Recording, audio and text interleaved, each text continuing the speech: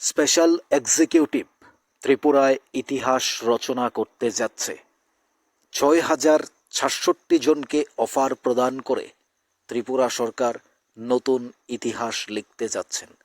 এই ইতিহাসের সাক্ষী হবেন স্পেশাল এক্সিকিউটিভের চাকরি প্রার্থীরা। মার্চেই ত্রিপুরায় বাজেট অধিবেশন, বিধানসভা অধিবেশন। সেই অধিবেশনের আগেই রেজাল্ট পাবলিশ করবে ত্রিপুরা সরকার।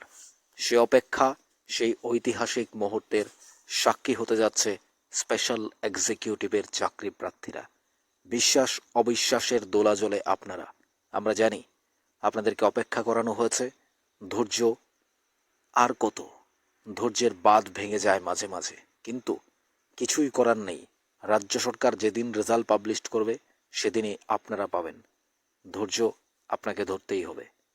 আমাদের কথা আপনাদের বিশ্বাস হতে পারে, নাও হতে পারে, কিন্তু আগামী মার্চে বিধানসভা অধিবেশনের আগেই স্পেশাল এক্সিকিউটিভের রেজাল্ট পাবলিশ হচ্ছে।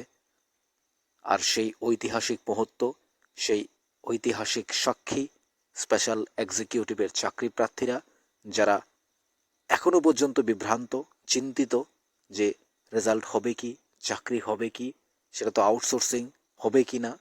আপনাদের মাথা থেকে সেই ভূতটা ঝেড়ে ফেলুন। আপনাদের চাকরি হবে, এই চাকরি কখনো যাবে না। একবার সরকারি খাতায় নাম লেখাতে পারলে আউটসোর্সিংয়ে হলেও গভর্নমেন্ট আপনাকে স্যালারি দেবে। ৩ বছরের জন্য আপনাকে নিলেও পরবর্তীতে আপনি এখান থেকেই পুলিশের বিভিন্ন জায়গায় যেতে পারবেন, কিংবা আপনি প্রমোশন পাবেন। এতটুকু বলতে পারি, এই চাকরি কখনো যাবে না। আপনি 100% এটা নিশ্চিন্তে চাকরি করতে পারেন। আর ত্রিপুরায় যে ইতিহাস তৈরি হওয়ার কথা বলেছিলাম, ঐতিহাসিক সাক্ষী হতে যাচ্ছেন এবং ত্রিপুরা সরকার ইতিহাস লিখতে যাচ্ছে। ৬,০৬৭ জনকে অফার প্রদান করে রাজ্য সরকার, ত্রিপুরা সরকার যে ইতিহাস লিখতে যাচ্ছে, এটা বিগত দিনে কেউ চিন্তাও করতে পারেনি যে ৬,০০০ বেকার যুবক যুবতীদের একসাথে চাকরি দিয়ে ৬,০০০ পরিবারকে একটা সুন্দর জীবন, আলোর দিশা দেখানো, সেটা ত্রিপুরার ইতিহাসে মাননীয় মুখ্যমন্ত্রী প্রফেসর ডক্টর মানিক সাহা, তার সরকার সেই ইতিহাস লিখতে যাচ্ছে। আর এই ঐতিহাসিক মুহূর্তের সাক্ষী হতে যাচ্ছে রাজ্যবাসী, এবং অফার পাবেন ৬,০৬৭ জন। কথাগুলো আপনাদের ভালো লাগতে পারে, খারাপ লাগতে পারে, কিন্তু রাজ্য সরকার যেই দিশায় যাচ্ছে, যে আলোর দিশায় পৌঁছচ্ছে, সেখানে কেউ আপনাদের চাকরি কেড়ে নিতে পারবে না।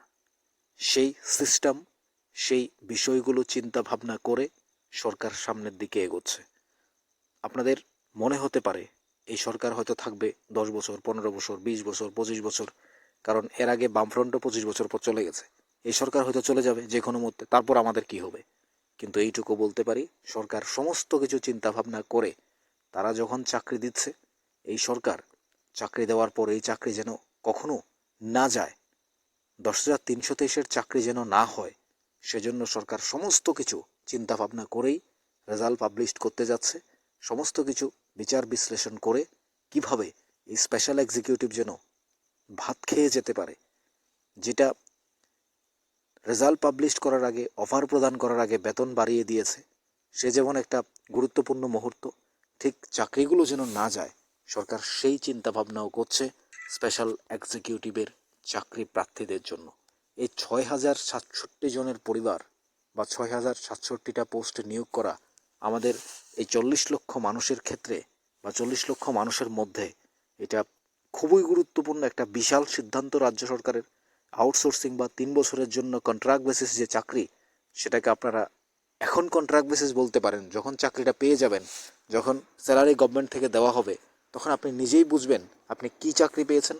যারা আপনাদেরকে বিভ্রান্ত করছে, যারা আপনাদেরকে উৎসাহর পরিবর্তে নিরুৎসাহিত করছে, আপনারা কারোর কথা শুনবেন না।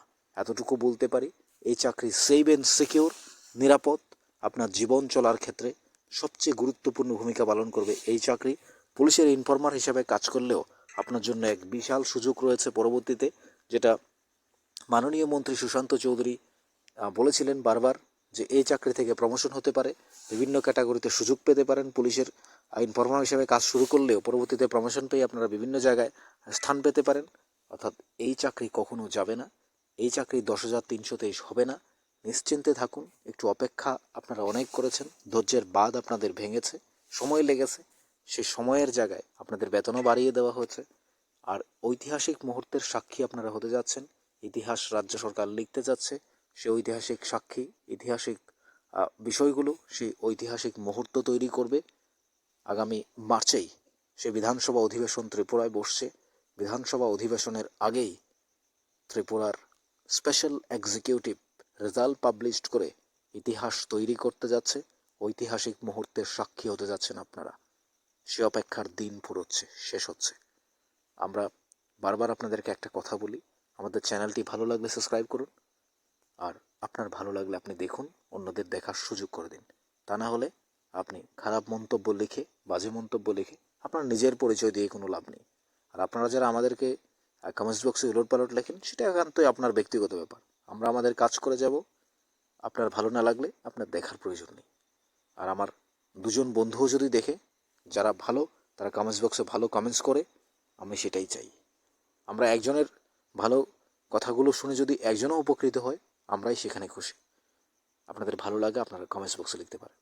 আমাদের চ্যানেলটিকে অবশ্যই সাবস্ক্রাইব করে রাখুন প্রতিটা আপডেট পেতে।